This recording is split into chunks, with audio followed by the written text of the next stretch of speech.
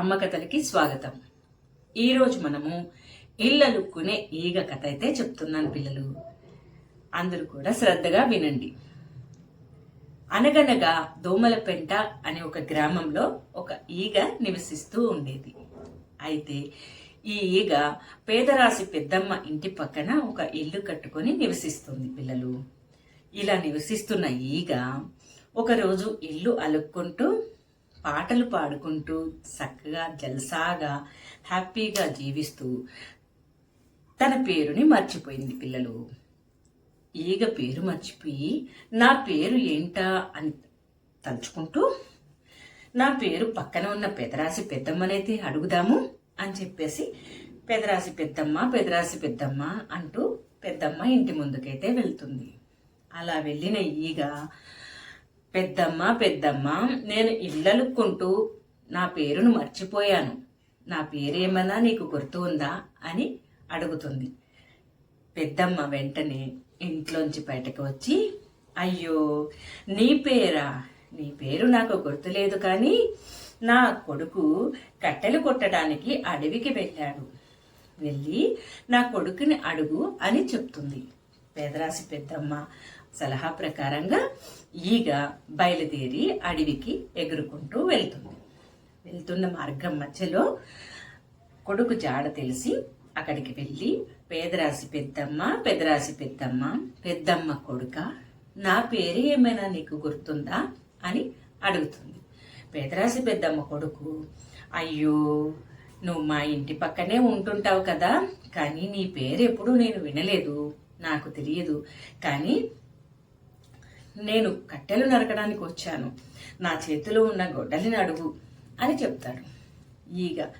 ఇక మళ్ళీ ఆలోచనలో పడి పెదరాశి పెద్దమ్మ కొడుకు చేతిలో గొడ్డలి, నా పేరు ఏమన్నా నీకు గుర్తుందా అని అడుగుతుంది పిల్లలు.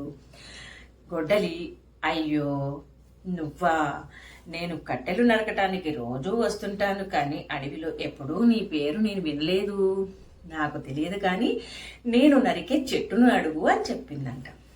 చూసారా పిల్లలు, ఈగ మళ్ళీ అలా వెతుక్కుంటూ వెళ్ళి పెదరాశి పెద్దమ్మ కొడుకు చేతిలో గొడ్డలి నరికే చెట్ట, నా పేరు ఏమన్నా నీకు తెలుసా అని అడిగిందంట ఈగ.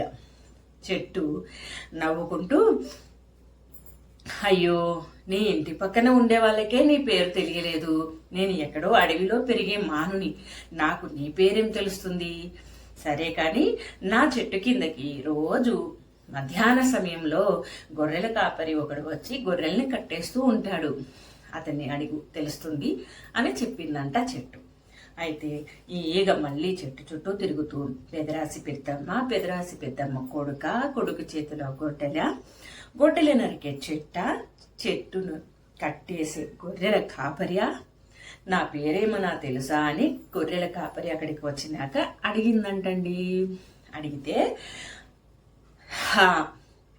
గొర్రెల కాపరి, అయ్యో నీకు ఊర్లోనే పెదరాశి పెద్దమ్మ ఇంటి పక్కనే ఉంటావు కదా, నీకు నా పేరు ఎలా తెలుస్తుంది, నేను ఎక్కడో ఊర్లో ఉంటూ గొర్రెలు కాసుకుంటూ తిరుగుతూ ఉంటాను, సరే కానీ ఎవరు ఏది మర్చిపోయినా, ఎవరికి ఏ ఉపయోగం ఉన్నా, ఎవరికి ఏ సలహా కావాలన్నా ఇక్కడ ఈ ఊరిలో ఒక పెద్ద మనిషి ఉన్నారు, రాజుగారు, ఆయనని వెళ్ళి అడుగు, నీ పేరు ఆయనకి ఖచ్చితంగా తెలిసి ఉంటుంది అని చెప్పాడంట.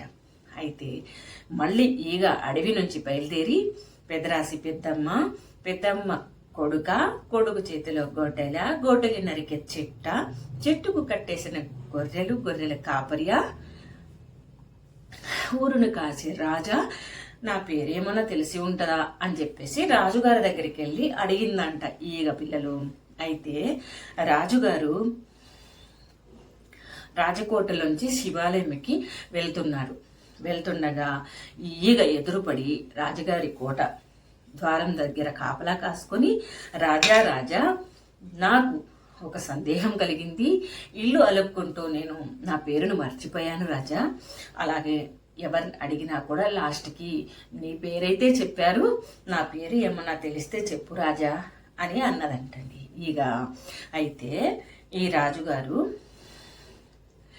అయ్యో రాజ్యంలో ఎంతో మంది మనుషులు ఉన్నారు, ఎన్నో ఆవులు కుక్కలు జంతువులు అన్నీ ఉన్నాయి, కానీ నువ్వు ఎప్పుడూ సూక్ష్మంగా జీవించే జీవివి కదా, నాకు ఎప్పుడూ కనిపించలేదు, నీ పేరు నాకు తెలియట్లేదు. అయితే నేను శివాలయంకి వెళ్తున్నాను, అక్కడికి రా, అక్కడ ఉన్న పరమశివుడిని అడిగితే నీ పేరు తెలుస్తుంది, సకల జీవులకు పేర్లు పెట్టిన ఆయననే కదా అని చెప్పేసి సలహా చెప్పాడంటమ్మా రాజు.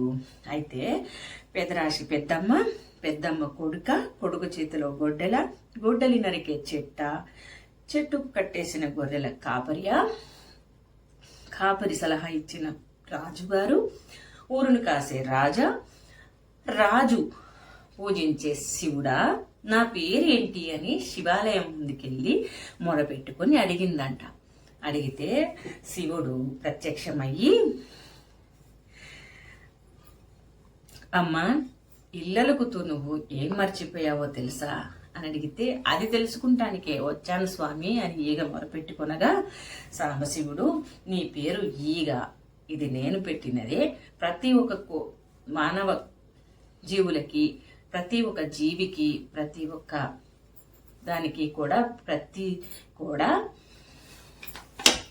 పేదరాశి పెద్దమ్మ కొడుకు చేతిలో గొడ్డలి నరికే చెట్టు కింద గొర్రెల కాపరి, ఊరుని కాసే రాజా, నా పేరు ఏమైనా తెలుసా అని అడగగా, నీ పేరు నాకు తెలియదు, ఎంతో మంది కనిపిస్తూ ఉంటారు, ఎన్నో జీవులు ఊర్లో కనిపిస్తూ ఉన్నాయి, కానీ నీవెప్పుడూ నాకు కనిపించలేదు, సూక్ష్మజీవి అవటానా, అయినా నేను శివాలయంకి వెళ్తున్నాను, పరమశివుడికి సూక్ష్మంగా ఉన్న జీవి అయినా మనిషి అయినా ఏదైనా సరే శివుడాజ్ఞ లేనిదే చీమ కూడా కుట్టదు, అలాగే నీ పుట్టుకకి నీ యొక్క జీవిత గమనానికి కూడా ఆయననే సూత్రధారి, ఆయననే వచ్చి అడుగు అని రాజుగారు సలహా చెప్పారంట పిల్లలు.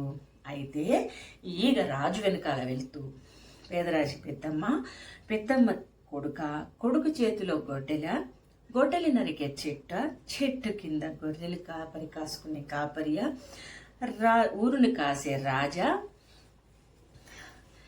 రాజు పూజించే దైవమా సాంబశివ, నా పేరు ఏమో నేను మరచిపోయాను చెప్పయ్యా అని మొరపెట్టుకునగా, సాంబశివుడు ప్రత్యక్షమయ్యి నీ పేరు ఈగ అని చెప్పగా, సంతోషముతో శివలింగం చుట్టూ ఈగ ప్రదక్షిణాలు చేసి, శివుడాగ్ల లేనిదే చీమైనా కుట్టదు, ప్రతి ఒక్క జీవి మనుగడికి సూత్రధారి అయిన శివుణ్ణి ప్రార్థిస్తూ సంతోషంగా ఇంటికైతే బయలుదేరి వెళ్ళిందంట. పిల్లలు, దీన్ని బట్టి మీకు ఏమర్థమైంది? భూమి మీద జీవించే ప్రతి ఒక్క జీవి మనుగడకి, ప్రతి ఒక్క జీవికి కారణమైన వారు ఆ ఓంకార రూపమైన సాంబశివుడు.